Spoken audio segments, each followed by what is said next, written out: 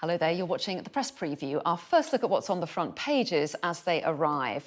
So it's time to see what's making the headlines with the columnist and broadcaster Steve Richards and assistant comment editor at The Telegraph, Olivia Utley. So a very good evening to both of you, and pleased to say that you'll both be with us till midnight, which is great. So let's take a look then at what's on the front pages of tomorrow's papers, and you won't be surprised. The Times pictures the Queen beaming on the balcony during the first day of the Platinum Jubilee celebrations.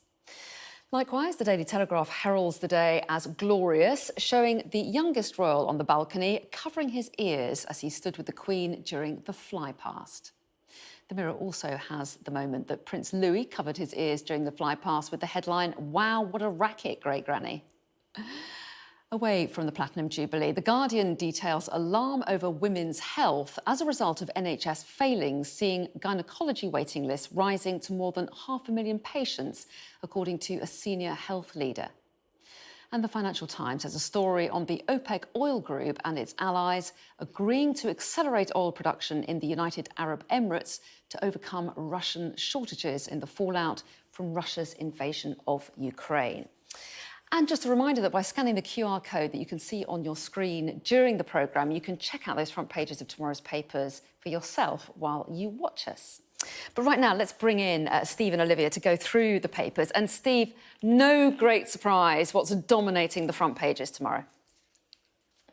No surprise at all. I feel I might be here on the wrong evening, actually, because I have to say from the beginning, it doesn't interest me. I fully understand many people are excited by it and are planning street parties and all the rest of it.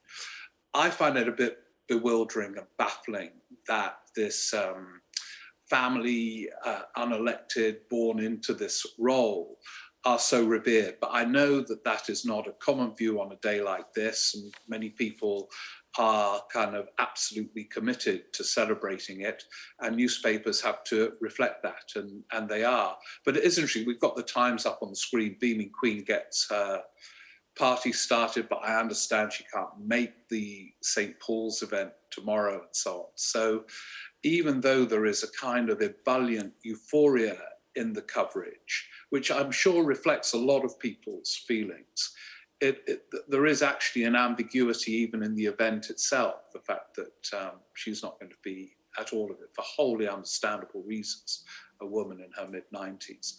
But over to Olivia, who I know is much more excited by it than me. Well, yes, Olivia, what do you make of what Steve said there? I mean, do you see his point, or do you feel this is a moment of history? What's your feeling about it?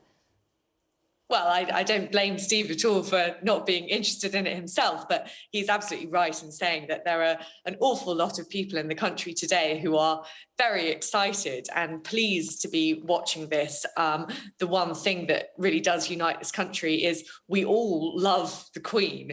And I think it is about the Queen, and it's wonderful celebrating the Queen. And it's also wonderful celebrating, it feels like a full stop mark, really, at the end of the COVID era, watching everything back to normal.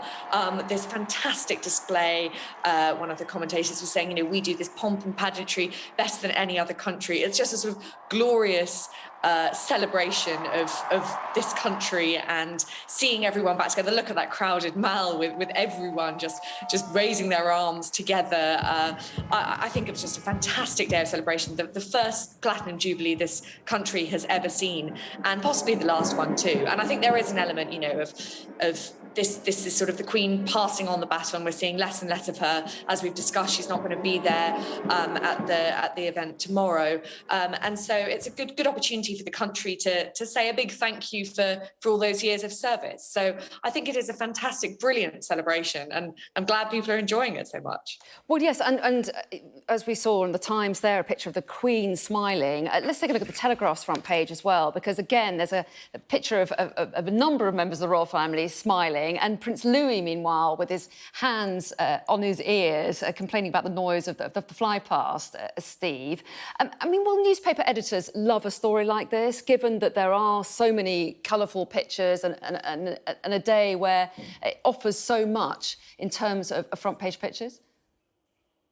Yeah, I mean, it's a sort of humanising image, isn't it? And of course, the younger people in this family are innocent of all that's going to follow in the kind of weird lives that they are doomed to lead and have no choice but to lead. So it's a rather kind of vivid family image kind of photo that could happen to any family.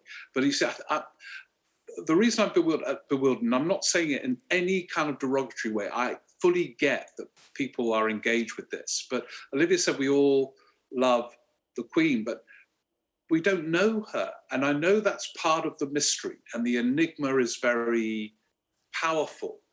But how, I just pose the question, how can you love someone you don't? I mean, I've actually met her, probably Olivia has, and she made me laugh. She said something very funny to me, but the intensity of it, I'm saying it in all humility, because I know many people will disagree, I find really baffling.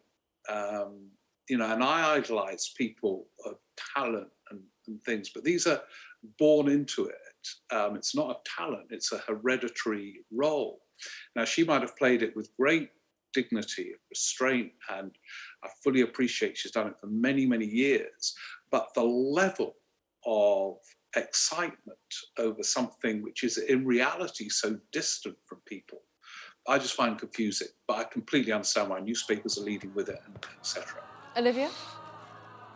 Well, I think that 70 years of totally dedicated public service and public duty is about the most admirable thing imaginable. I can't think of a better role model than the Queen. What she's done for this country, she served day in, day out. And I would say doomed is a funny word to use, because it seems like the royals are, well, today it looked like the royals are very much enjoying it. But I'm sure there have been times when the Queen hasn't wanted to go and cut that ribbon to open that town fete or whatever she happened to be doing on some rainy day in a dark November in her mid-70s. But she turned up and she did it every single day. And she's brought so much joy to all those people who are happy to see her there because they know that their monarch cares about them. I would say that is the best role model anyone could possibly have. And, well, as you can tell, I'm a huge fan. Well, yes, Steve, what do you make of that point, the fact that she has been Queen through 7 decades of troubled times, at times of trauma for many people? I mean, at the moment, a lot of the country is struggling with the cost of living crisis. There's the war in Ukraine going on as well. Do you think, though, can you see that some people see that sense of constancy as some kind of support to them in some way? I can see it completely, but I don't understand it. I mean, she will have no role in the cost of living crisis. And it's very interesting. When these events are described as historic, when you look back, for example, at the Silver Jubilee in the late 70s, I think it was 1977, the kind of history of that period is all about actually stuff that we're living through again now, inflation, winter of discontent, all that kind of thing, which was about how elected politicians responded and were held to account in elections and so on. This kind of is far removed from all of that and the reality of people's lives. But maybe that's part of the excitement, the distance, and the fact that there is absolutely no connection with actual people's lives and the cost of living is part of the explanation for the reverence and excitement and everything. But on the sense of duty, it is obviously emphatically there, but there are many other kind of dutiful figures in the world, in Britain. So Olivia's very persuasive, but I remain sceptical. And Olivia, let's take a look at the mirror, shall we? Because they've also go with that shot of Prince Louis covering his ears and the Queen smiling on their front page, and lots of balcony shots as well. I mean, we talked about sense of duty, but also there's a real sense of family here, isn't there? And a lot of people were looking at the balcony shots as well and reflecting on who wasn't there as well as who was there. Who was there? Yeah, I thought it was a very interesting. I mean, I love seeing the little Cambridges up there, and Princess Charlotte. You can see her there. She's She's such a natural sort of star. I think that Alison Pearson mentions this in her Telegraph piece, the biggest natural star since Diana, and I think she's definitely got some of Diana's genes there. And Prince Louis just being so sort of natural and sweet and charming, ordinary little 4-year-old destined for this fantastic, extraordinary kind of life. And I think you also see the sense here of, as I was saying earlier, sort of passing on of the baton. Sometimes you've seen that balcony stuffed full of all sorts of minor royals. And today we've seen this kind of slimmed down royal family, which I think is generally where we're heading, a slightly more, a smaller version of the extended royal family. It can't just keep getting bigger. And also we see that line of succession very clearly. You've got Charles downstairs doing the pageant himself, but you've got on that balcony the Queen, Prince William, and maybe it was Kate, but and George as well. So all of those generations, and in that you can see the kind of constancy of the monarchy. And then you've got that lovely moment where the Queen leans down and talks to Prince Louis, I think, about the fly path that's going on, which planes are involved, and you can just see those generations passing through. And 96-year-old Queen with her 4-year-old great grandson, which represents in itself the future and the past and the future of the monarchy. It's quite an amazing shot, really. Indeed, and there will be a lot of column inches inside the papers as well, devoted, no doubt, to the first day of 4. So papers, no doubt, will have lots to go on the days ahead. Sorry about that, Steve. We're going to take a break right now. Lots of other stories around, of course, as well, that we'll get our teeth into in just a moment, including the Financial Times, which is reporting on how the OPEC oil group is set to help ease rising oil prices. More on that in a moment.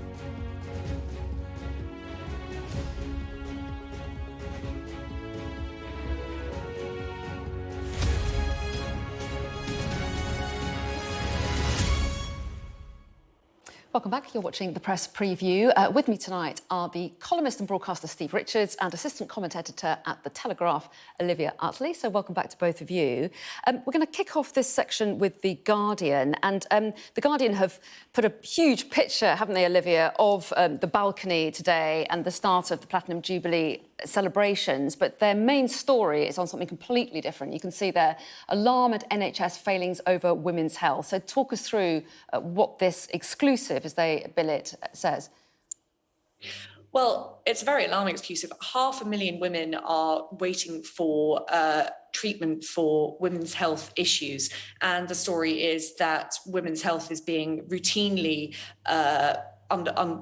underplayed, basically. It's known all sorts of conditions are called benign conditions, including endometriosis, but plenty of other very serious gynecological conditions. Benign in the sense that they're not cancerous, but in plenty of ways, endometriosis is far from benign, and in some cases can be lethal. So The Guardian and lots of campaigners here are calling for an end to the use of that word, and for more funding and expertise to be put into women's health, which is a historically very overlooked area of medicine. It's hoped that there are going to be centres across the country for women's health exclusively in the coming years, and the government's going to put forward a white paper, but it's all a bit hazy, and it's a very important story, and it's good that The Guardian is pushing it today. Well, yes, and Steve, as Olivia hinted at there, the government has got this health strategy pending for England to address some of these women's health issues. Do you feel confident that the kind of scale of the issue has been taken on board? Not wholly, no, and this has a wider application. There's been this national insurance rise, which was in theory to pay for social care, but in the short term, it's going to pay for the shortfall in NHS funding. And boy, is it needed. The Guardian story is one example of many.